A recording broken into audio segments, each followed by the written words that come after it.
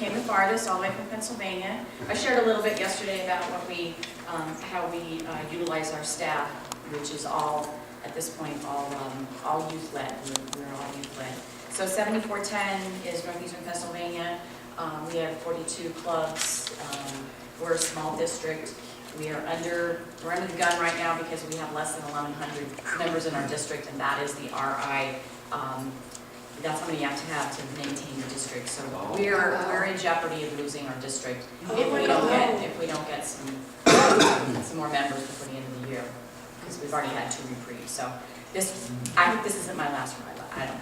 But does that mean you'd be absorbed into another? We don't know. district? We don't know. 2 years ago was when they really pushed it, and they dissolved a lot of districts that didn't make it. Oh. So some were either cut up or added to. Well, now that was done 2 years ago, so we're the only one that's out there in our area. So I have no idea what they're going to do if they do it. So that's great for us, because I don't want to have to lose all this good work. I'm just going to go through a couple things because we all do so much that is the same. I'm just going to pick a few things that are different, that we do. We are 5 days. We arrive on Sunday afternoon, and we go until Thursday afternoon in the summer, so we'll be doing it in June. I think I did mention yesterday also that we are divided up into groups beforehand, so if they might be in the media group where they're going to build a website throughout the week. They might be in the creative athletic group where their objective is to come up with a creative game, certain criteria that they're going to teach to the whole camp, and everybody's going to play it on the last day. So there's 7 different groups that they're divided up into. They spend about 3 hours each day in that group, and then the rest of the time is we have a low ropes course that we do on Monday. But the best thing that we do on Sunday night is we do a square dance, and that's where Tracy got the idea. Was we had met at one of these things earlier in Carolina, and she took our square dance idea and she put it into her ride. So for an hour and a half, we've got a square dance caller, and yeah, it's the kids are touching each other and they're dancing, and it's a very good. It's our biggest icebreaker. They come back and say, they're like dancing, but they love it. They have a great time, and then the last half hour we've kind of switched to, all right, he'll play their music, so they might they'll do a lot of line dancing, and they really enjoy that. It's a great way to break the ice. We go till 11 o'clock at night too. There is no free time. They're just busy. We do a lot of icebreakers in small groups as well as the whole group. Last year I had 67, 80 is my max. Maybe I'll get that this year. We have 4 speakers throughout the week. One thing we do is invention convention, which is similar to you get a bag of stuff and you have to make something. So they get a grocery bag size of all sorts of weird things, and then each group gets a yard of tape, like the packing tape to use, sort of like with the egg drop, and they have to come up with a product. They have to make a jingle, and then they have to do a commercial. So they have about an hour to work together, and they've been put into different teams at this point. So they're only in their group that they're working on, their project, during the specified hours. Any other activity, we number them off or count them off, or stickers or whatever. And then they have to present, and it's just amazing what they come up with. As you know, they get so creative and crazy stuff. And then we do something called Team Dynamics, which is, again, they're broken up into smaller groups of like 7 or 8 in the big room, and they're given, each one has to have gets a different kind of personality. Like maybe you're the quiet, shy one, maybe you're the different personalities, and then they're given different scenarios, and they don't tell each other what their personality is, what their trait is, and then they have to react to the situation or the comment in their personality. It's a way of thinking, oh, that's a different kind of personality than I am, kind of thing. We do Olympics, which are, some of them are mind Olympics, and then part of them are physical Olympics, and we do that a couple times throughout the week. We do have a regular dance. We have a DJ that comes in. They get dressed up, and they don't dance like we used to dance. It's not boy, girl, no, none of that. they dance in a big circle, in a group, and, oh, we don't even want to go in that room, it stinks. But what I've noticed is so cool is that you'll have those kids who are not comfortable in the dance situation, and they'll come out into the lobby area, and then the next thing you know, couple could come out and they get them, and they take them back inside.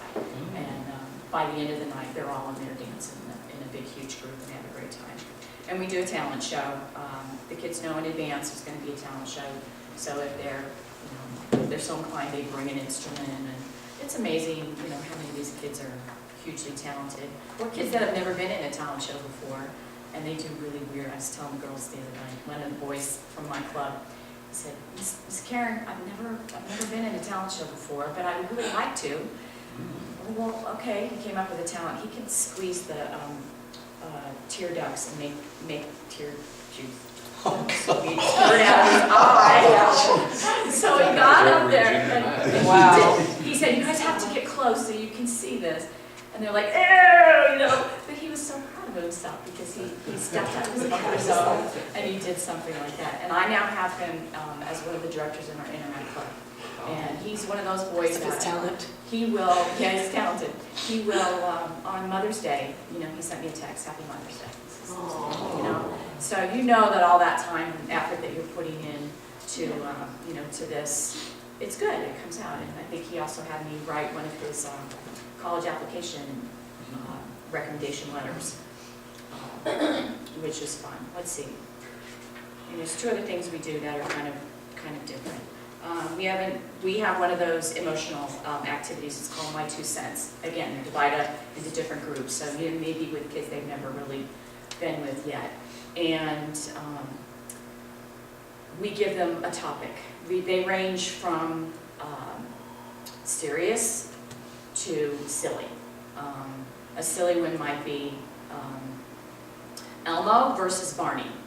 Okay, so for maybe 2 minutes. They get to, okay, first one wants to say, okay, I'm pro Elmo, they put their hand in, and then they get to speak. Or if they have an item, the only person who can talk has the speaking stick or whatever you want to use. And then the serious one might be abortion. Well, and then you get your, and sometimes, yeah, it's happened to me, and the kids come out with some pretty, amazing things happen. That's our tough night when we've had kids get up and run away to the bathroom.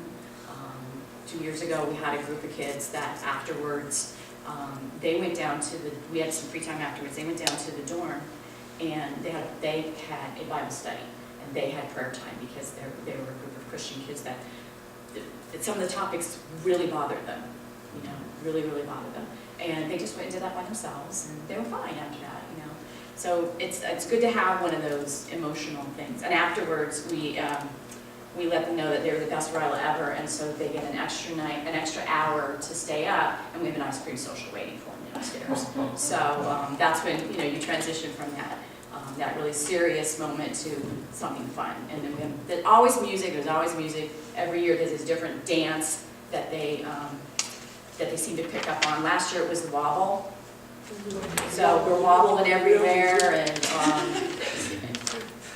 they just pick it up. They figure one out. And then on the last day, the thing that we also have a graduation that our parents are allowed to come to, and one of our groups is a graduation group. So they plan it. So they plan decorations. They come up with a graduation brochure that lists everybody's name, and they plan out the whole program. So that's their project throughout the week, is to do graduation. And it's always interesting to see, what they come up with. They have to make the decorations, and they have to put a schedule, who's going to be the MC. All the groups have to practice graduation and what they're going to do when they're up there. They do the cheers, they do the posters, we do all those things too. But our other emotional thing is on the last day, we call it fishbowl. And we put 2 seats up in the front of the room, and one person can go up, usually start with one of our counselors, and they can't speak until somebody comes and sits next to them as their support. So there's 2 of them sitting there, and then you get to share about Ryla.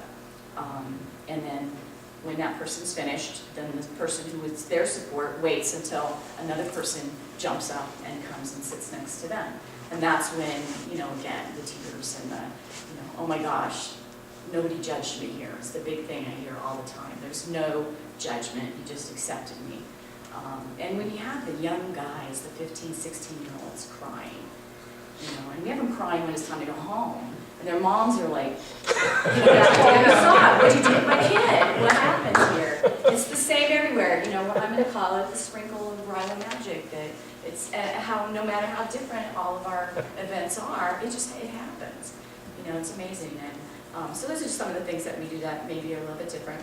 And I just want to thank everybody for being here. So I'm the last one to do this little presentation. And Eric, thank you so much. And Leslie, yeah. Do you pay your square dance caller? Yes, we do. We pay the Square Dance Column